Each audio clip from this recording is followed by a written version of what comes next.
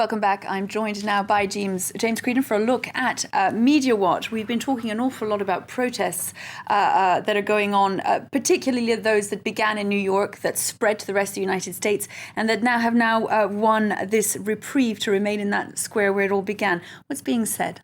Well, it's been an interesting day to observe the social media, Melissa, especially because this isn't just New York, it's across the US. You've Occupy Boston, you've Occupy Detroit, Denver, other cities like that. It's a movement that is sort of taken off on social media and is being organised by hashtags such as this one. If we have a look online now, the thing is, in the last 24 hours there were attempts to disperse these crowds which have gathered in various public spaces across American cities, and the Occupy Denver movement, you can see the hashtag here that organises the various tweets or messages on Twitter. Police took everything, destroyed the camp, including legal areas on the sidewalk. Many arrested, said park closed indefinitely. So that was in Denver. In New York, as you were recounting in the bulletin, Melissa, they were allowed to stay on. Now, the park where they have been assembling is a privately held square, and the proprietors of that square wanted to clean it or tidy it up, or so they said.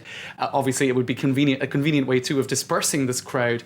In any case, they were allowed to stay on, but a lot of people were saying that they were only told at the very last minute that this plan to disperse the crowd had been postponed.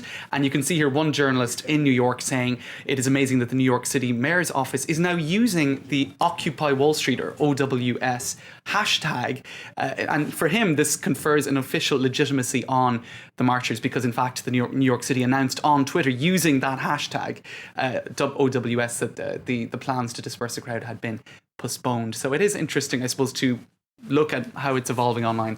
And of course, some media are keen to cast all the protesters as troublemakers, some as drug addicts even. Right, that's and Bill O'Reilly, for one, on the Fox News network, has been very critical of the protesters, and he said on his show in the last 24 hours that they were a bunch of crackhead drug dealers. And indeed, in looking at that clip, there is certainly an effort, one could say, to cast them as all, drug dealers or ne'er-do-wells, I suppose.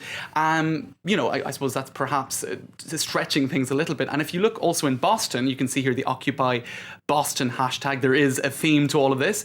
One journalist who works for the Boston Phoenix magazine says that he couldn't believe the amount of smear campaigns against the campaigners online. One smear campaign he said that he was personally implicated in. This was an incident where apparently a passerby in a BMW yelled, "Get a job," at the protesters, and there was and allegedly she was spat upon. He says that this is just utter fabrication. It's a smear campaign like others. So these are the kind of discussions you're seeing online. The protesters, or those supporting the protesters, saying, look, we're being smeared, we're being cast as drug addicts and ne'er-do-wells, and there's an awful lot of untruths circulating about us.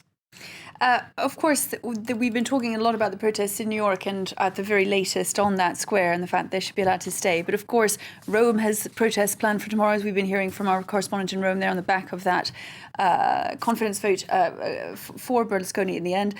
Others planned in London. This is pretty extraordinary stuff, actually, because, some would say that there is a global trend to this entire movement, and protesters are planning to occupy the London Stock Exchange tomorrow. There are calls for people to gather at St. Paul's Cathedral and then to march on the Stock Exchange from there. Now, again, people are organising themselves online. There's a Facebook page for this. Some 14,000 people liking it. So I have to say that doesn't sound like it's going to rock London too much tomorrow if it's 14,000 people have liked it. Also on Twitter with some 3,000 people following it. So for now, it doesn't really seem like that movement, if we're looking at those figures online, is going to be very, very large.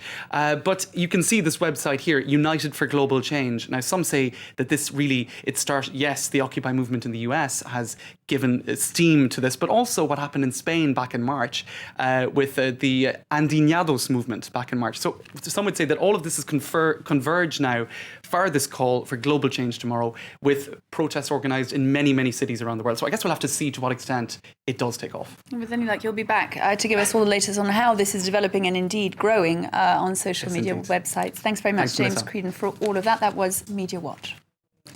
It is just coming up to 10:30 here in Paris. In just a few moments, we'll have all the very latest international headlines. Do stay with us. A short break now.